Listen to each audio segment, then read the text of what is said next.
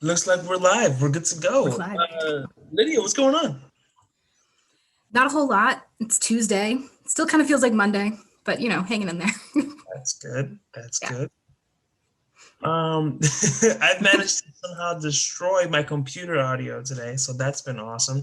But besides that, I think I'm doing well for a Tuesday morning. So hey, Good. Yeah. we're all doing good. Look at us go.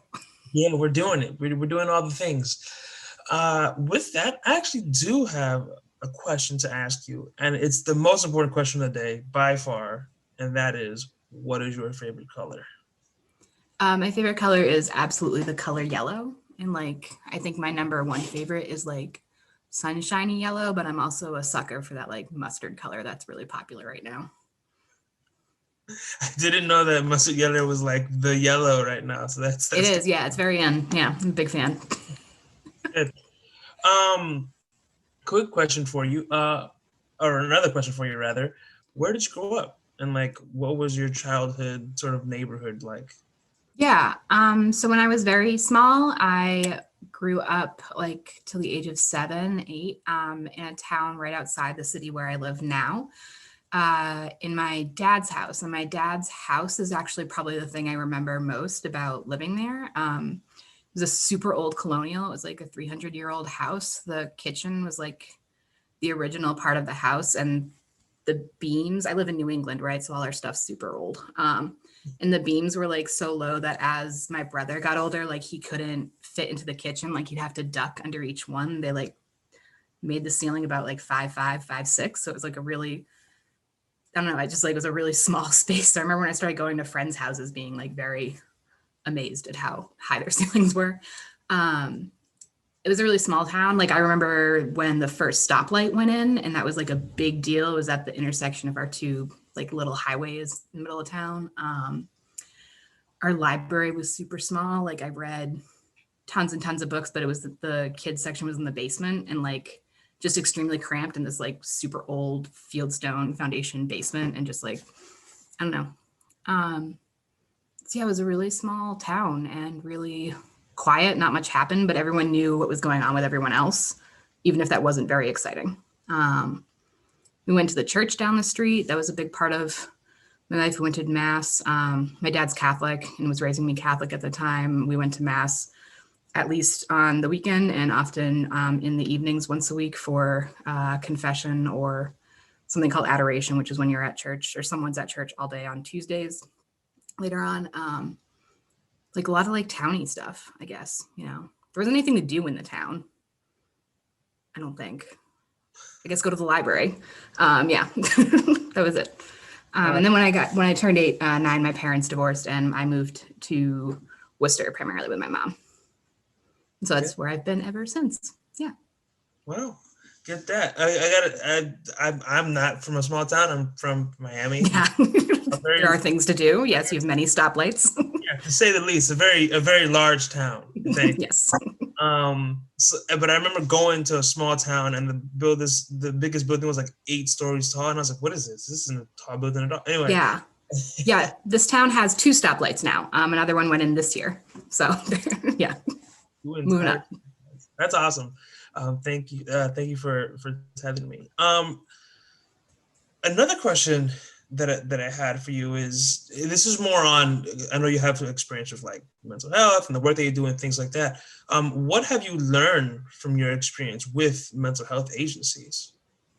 I've learned that systems were not designed right originally. Like the foundations of mental health hundreds of years ago were not designed with the folks who needed support in mind. I think it was more about like kind of creating order and like keeping things in the city or the small town like running smoothly. I think of people really felt like they had to put their family members or community members who needed help places so that the rest of the community would continue to be okay.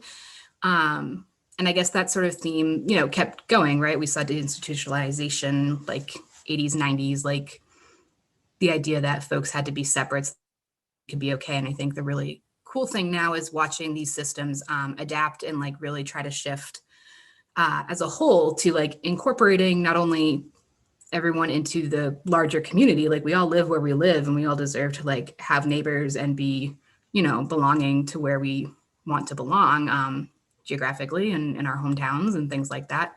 And just sort of watching these systems like shift policy and like shift their culture to like, yeah, we should talk to the youth who are using our systems and our services and like see what they think about them. And we should talk to the parents and the family members and the adoptive and foster parents and, incorporate them within leadership and every level of, service arrays and supports and like peer support, all that kind of thing. I think it's been a really hard shift for systems, but I'm really like thrilled to be someone who can help support that. And I'm also like really grateful to the young people and parents who, despite coming up against all of these walls constantly that like were invented hundreds of years ago, they're just like, no, we're just going to keep talking to you until you listen, until we get this, until we all like shift. Like, we're just going to keep going. I'm really excited and grateful to that group of people.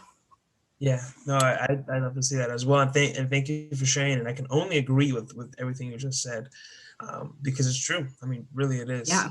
So keep talking. Anyone who's listening, keep talking. Um, I know that, and you said that you're from Worcester. You've been in Worcester since you were 9. You've been there for a long time, and I happen to know that you are. I mean, you're pretty much all about Worcester. I see you post all the time about it. You're like very involved in with all your Worcester homies and all of that stuff. Um, and the question that I had for you is, because we just talked about mental health. So we're thinking about mental health and your experiences is specifically to your community. What are some of the ways that you've advocated in your community or for your community? Yeah.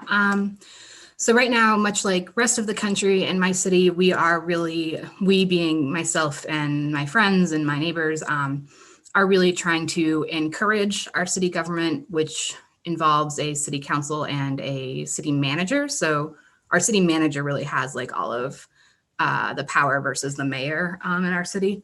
So trying to get city council and the mayor to see the value in reallocating a lot of like budget areas that could really go towards like prevention or towards providing housing or towards things that will make life more livable for us in Worcester versus kind of the like reactive services. So like police or like different pieces that are really about fixing a problem downstream. Like if you've heard the parable of like the babies in the river, right? We're taking babies out of the river, but not going up the river to see why are there babies in this river that we have to take out of. Like, so we're really looking at downstream stuff and trying to be like, well, our police department gets 1/3 of our city's budget. That's a bananas amount of money for a city our size. We're not even 250,000 people. Could we take some of that funding and invest in like truly affordable and sustainable housing for the unhoused people in our city? Like our shelters are at capacity. There's nowhere for folks to go. Could we really like take a few million and, invest that in the people who are needing it? I really think that communities are like, if you support and invest and like really lift up the folks who are suffering or like marginalized or affected the most, if you lift those folks up, you really are lifting up like the whole population. You're really lifting up the whole place. It's beneficial for everyone. If my neighbors are able to stay in their apartments because rent doesn't keep creeping up every year while wages are stagnant, then I'm able to like know my neighbors and be safe and like help take care of them and, be a more neighborhoody place that people want to live longer. So there are lots of benefits, I think, that aren't really immediate. Like they're not instantaneous. And so that's kind of hard to convince people to buy into. So we're doing a lot of advocacy around that through our city government. We're also pushing really hard for justice in our schools. There's a lot of Spanish-speaking young people in Worcester. About more than half right now of our students in Worcester are Latino or Spanish speaking primarily, and many of their parents only speak Spanish. And so we are a city that was, affected by like a federal lawsuit to really do bilingual education correctly. And many families will tell you we haven't done that and we're still like working on that. So really trying to push for like, these are students who need bilingual ed and like have cultural values and norms, and their parents need different supports, and interpreters are essential. And there are going to be things culturally that like, we've just got to like take a deep breath and be excited about the fact that everyone's so different and bringing something new to the table. And sort of encouraging our school systems, again, not invented with students being, whole happy people in mind hundreds of years ago, to really encourage them to shift so that they can be places where young people are developing and, making connections and finding adults that are supportive and places that are really truly safe for them to be learning in. And that includes right now a focus on our Spanish speaking young people, our Latino young people. And a lot of that work's led by those students. Like we have the Youth Civics Union, we have a Hope Coalition, we have a Youth Move chapter. Like they are absolutely crushing it. So I kind of view my job really to stay up till, 10, 11 o'clock at night if I can, and be the person commenting constantly at city council so they can all sleep. But like they're leading some really good work and it's really important. So those are probably the two areas we're working on right now. Awesome. Wow. Yeah. That was amazing. Thank you. Yeah. Really appreciate the work that you're doing and the work that you're doing and the way that you just described it. I mean, I feel like I'm getting immense amounts of passion for this work that you're doing. Just in everything you just said. And I guess the question now is, what makes you so passionate about what you're doing? Yeah, that's a good question. I was a kid who didn't really feel like they belonged. I was a kid in my dad's house that was not really like, definitely like the black sheep of the family, if that's still a phrase people say, but like wasn't really welcome at home, had a hard time fitting into like my larger father's family structure, did not really fit into the faith culture very well.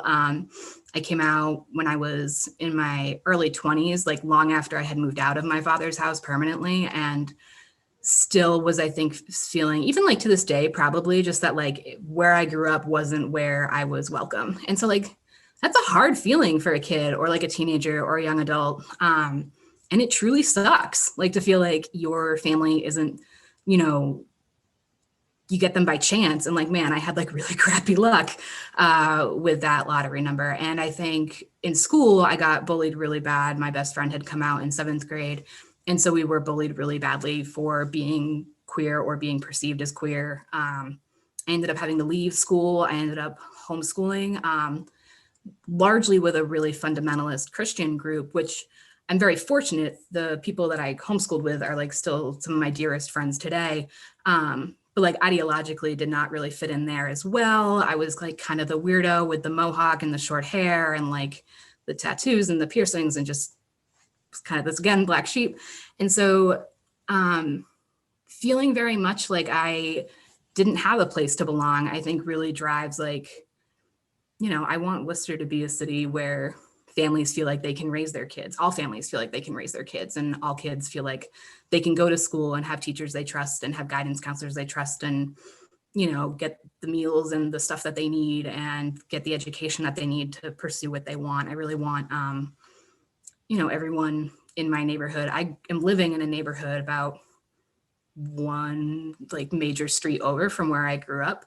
And so like, I want my neighborhoods to be places that like new people can come and fit in and feel welcome and put down roots as well.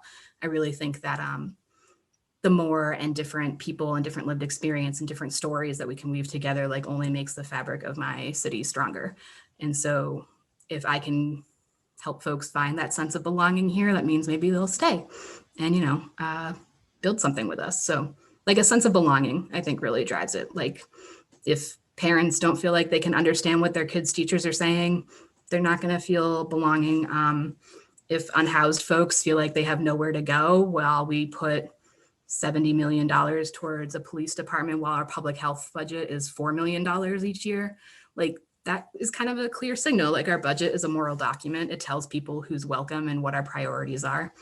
And so I think a lot of it just comes from wanting folks who are not in places where they feel welcome to know that like there's someone fighting for you and we want you to be here. Awesome. Wow. Yeah. With that, you said a lot there, which was all amazing. I tend to do that, yeah. It's great. I love it. Nothing better than being able to listen to someone's passions. So my question now is, you said that you went through all those things. You were the black sheep, if that's still being said.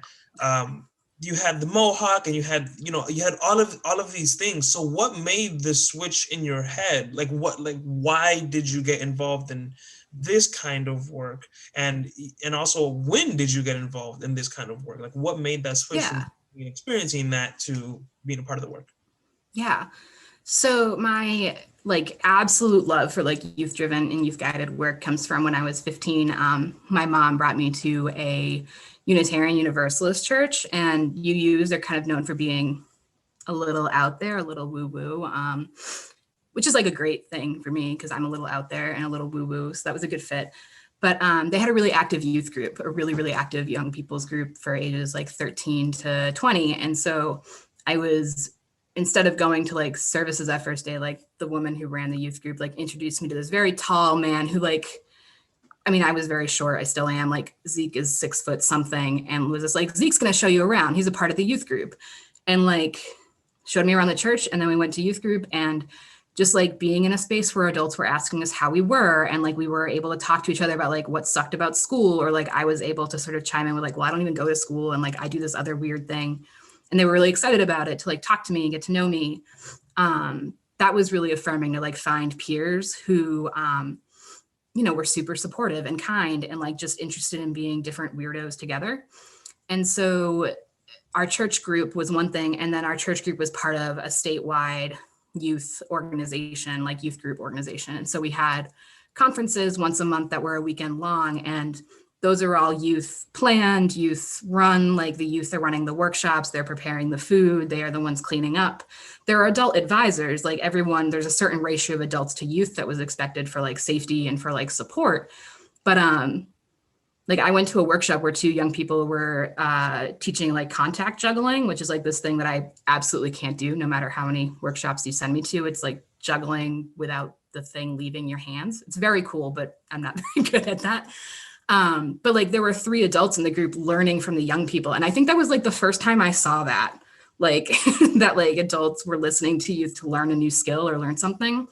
And the content areas range from like contact juggling to like why the SATs are like maybe not the best way to judge someone's knowledge base before college. What do disparities in healthcare look like? How do you make vegan frittata or whatever? Like there was just a lot of different areas that young people were all teaching in based on their interests and their skills and their lived experience. And so I was part of that for 4 years and was able to like take on some leadership there and get some training, and just knowing how that like shaped me as a person and like really gave me again that sense of belonging, but also the chances to lead and to mess up and to be scared and to like be really proud, like in a safe space with my peers and also supportive adults, like really makes it a passion of mine to like, okay, can we recreate that for as many young people as possible? Like especially those who are in systems like mental health or juvenile justice or child welfare, where there are such clear power dynamics, like who has control over what you're doing or not, or who you're, which direction does learning go. And so I think that's probably mostly what I carry over from my lived experience is like, just that sense of like, I got to have this really cool thing that really made me feel safe to step into like my own power and to step into like different skills and try different hats on. And I would love for other young people to have that experience. And so if I can help promote that, that's my goal. And so with all the work that I do, like a big part of it is like, okay, do we have the folks at the table who are affected by this? Who do I not even think to bring to the table? Am I asking other people who they would bring? Like, do we even need a table? Like, do these people use tables? I don't know, like making sure that we are incorporating and really driven by the folks who are in the community or in that situation that need to be the ones driving the decision making or driving the priority setting. Yeah.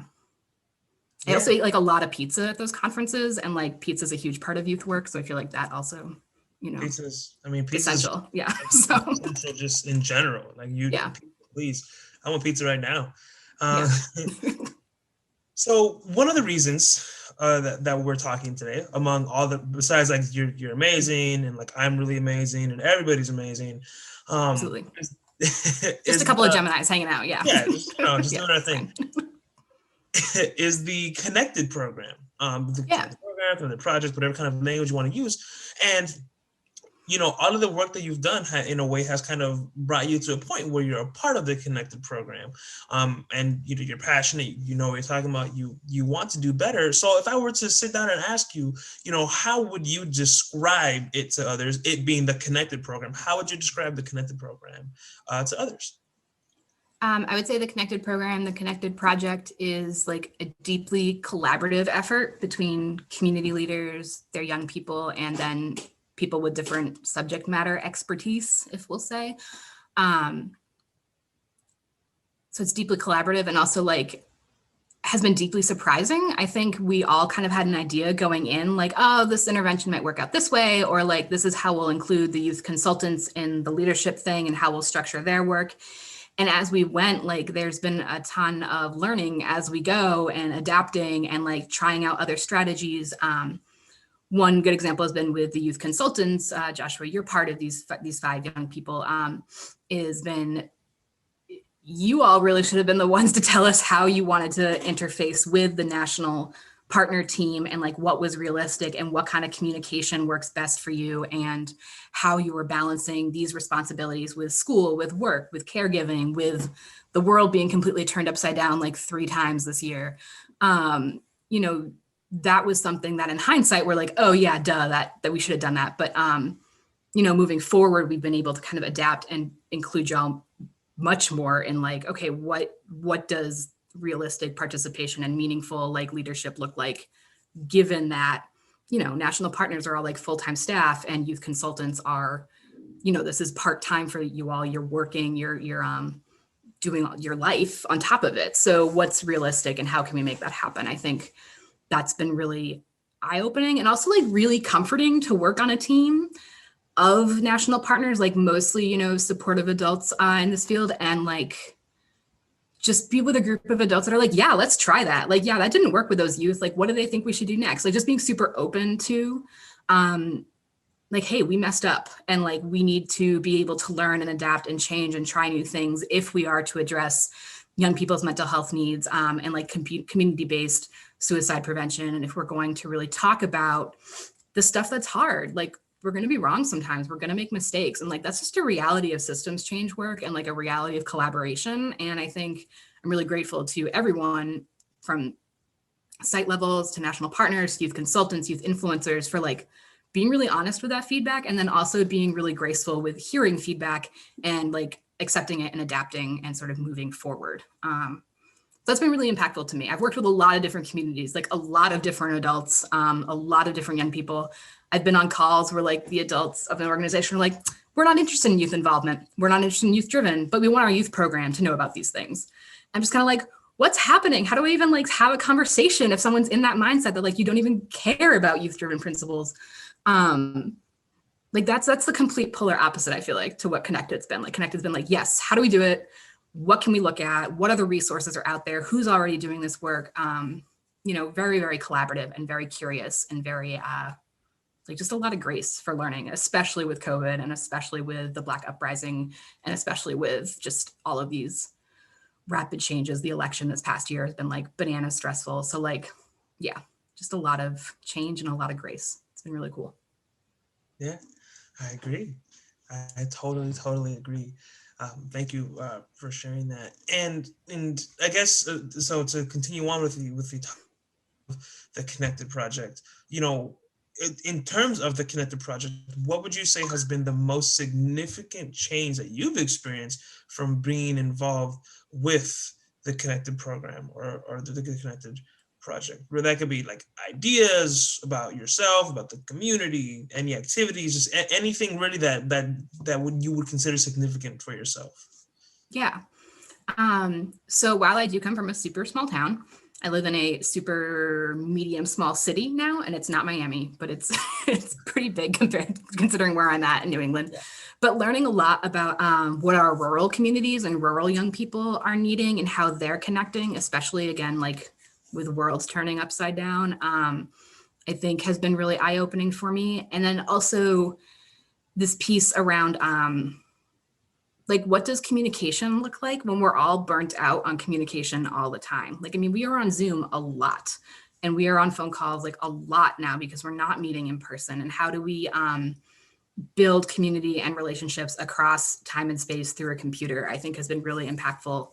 I think I'm hoping that it'll affect how I'm able to work with like, you know, these new young people that are coming in for some projects with Youth Move National, like who are in California or who are in, you know, Arkansas, like just different places.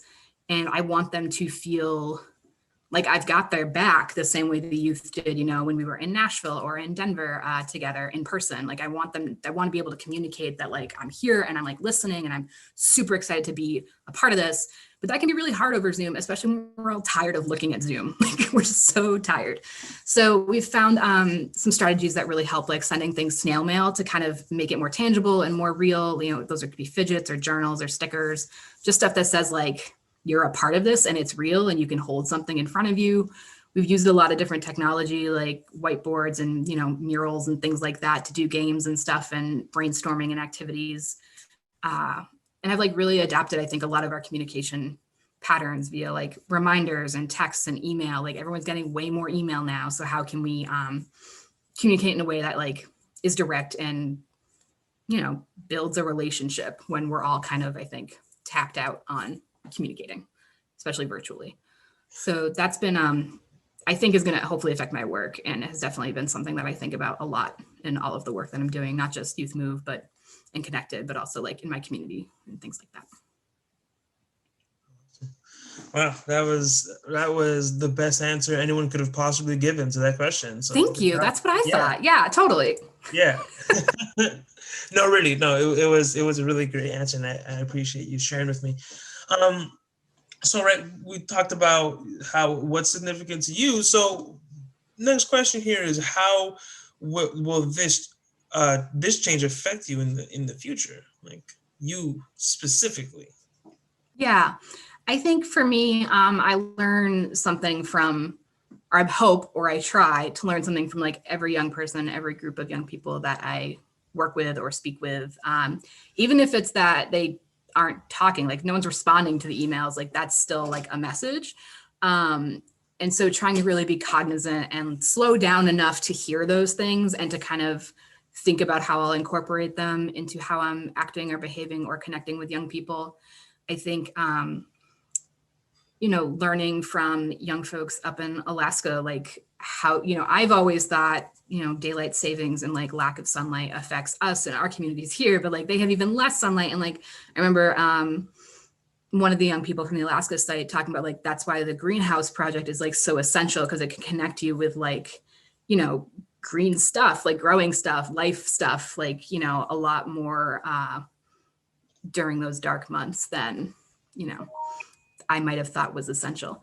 And I remember learning from our young folks in Washburn that like they have their school systems and those are really the places where they're going to connect with youth. Whereas like in my community, I would never really think to go through school systems because they're so resistant to outside groups coming in. So kind of being reminded that like even school systems, school districts have cultures and they're different in different places. And it's always something to be explored, not just from my own perspective where like, don't even think about the schools. They're kind of jerks. Like in some communities, they're really great partners and they're really ready for this work.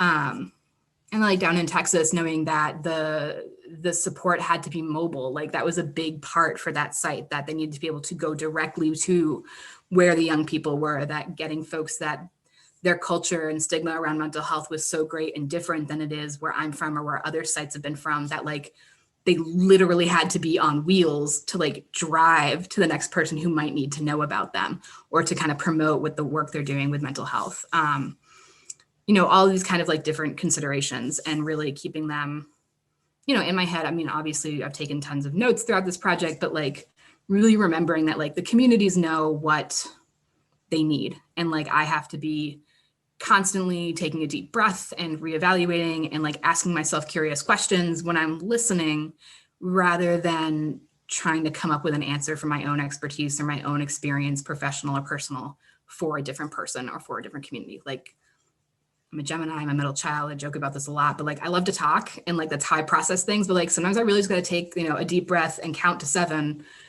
and just like ask myself one curious question and continue listening. Like that's something I'm always working on. And so it's something I'm always grateful to other folks for letting me listen and continuing to talk to me about it. about what they're doing. Yeah, I agree. And with that, I'm going, we were talking for a little bit here, and I enjoy it so much. So I'm going to toss just one more question at you. Gonna give some preface to this is I oftentimes feel like people forget to be kind Yeah. or don't recognize just how powerful a kind act can be. And sure, there are the grandiose big kind acts, but even the small ones too, I think, are also the ones that matter as well. So in your mind, maybe who, it could be a what, but I'm just going to phrase it like this: who has been the kindest to you in your life? Or it could just be one act, or Yeah. just however you want to take that question. Yeah. Who? Man, so many people have. Of course, my mom jumps to mind, but I'm like trying really hard to not like always talk about my mom because I think she's so great and she's like, I think really my mom's been like the example of how to be kind to other people for me. Since I was small, like my mom's always been someone to stop if someone's at the side of the road asking for change. Like she gets to know people's coffee orders, and like when we would go through Dunks, New England, go through Dunks, like she would pick up those coffees and like we'd drop them off on our way to appointments, or like in the grocery store line, she'd be chatting with the person behind us about something. And like, she has worked in elder care and with new moms as a nurse. And like, she just doesn't make judgments about folks or where they're at or like their abilities. And just, so I think she's really been like my role model in kindness. And I'm like deeply, deeply grateful to her for that. The folks who have probably been the kindest to me that have made the most impact are, I have a very good friend from a summer job where I worked up in Maine. I worked in maintenance and like maintaining a campground, and the head like fix it guy, handy guy, was a father who was part of my church district that I talked about earlier, but eventually they moved to Maine. So I took this job in Maine and he was working there, and just I didn't have like a dad who showed me how to do stuff when I was like younger, right? Like I was a girl and like I didn't do stuff. Like that just wasn't things we did in my family's culture. So how like patient he would be with like, I didn't know how to start a lawnmower, like, and like how just patient and kind he would be with me learning something new. Or like how to fix, an air conditioner, or like how to repair the laundry machines, or like how to maintain, the garden compost pile. Like he was just so patient, and like it was just so much a non-issue. Like if I didn't know something, he just was like, oh, well, this is how it is. And like, let's work on it together till you get the hang of it. And then like, you'll be good to go. Like there just wasn't any judgment one way or the other about it. And I'm someone who has like a lot of anxiety about learning something new in front of other people. Like I don't like to look incompetent. It like really scares me. It's like a huge vulnerability point for me. And so that like the fact that Ed was just like so kind and so happy to work with me, and like so happy to like hire me, even though I didn't have all these skills beforehand. He was like, yeah, but you seem like a driven, person. You're a hard worker. You'll get it done. We'll teach you what to do. Was really, really meaningful to me. And like I worked there for 3 years in a row, and I haven't worked there since mid, 2010s. When was that? Like 30 years ago, 2010s. But yeah, right. Like 4 decades, 2010s. But like when I do something around my house now, like I redid the entire downstairs bathroom, like replaced all the fixtures, like fixed the plumbing, redid the electrical. Like I took pictures and like sent them to Ed. Like I don't talk to him very much anymore, but I'm still like, hey, look what I can do. Like, this is exciting. You taught me how to do this thing at camp one year. And so that kind of just like non-judgmental kindness around learning was really important for me. It continues to be like something I really value, and like I'm excited to still have today. So Awesome. yeah. Wow. That was great. That was a great one. Yeah. With that, I don't think I have any more questions for you, Lydia. Thanks, Josh. It was really great talking to you. Likewise. Yeah.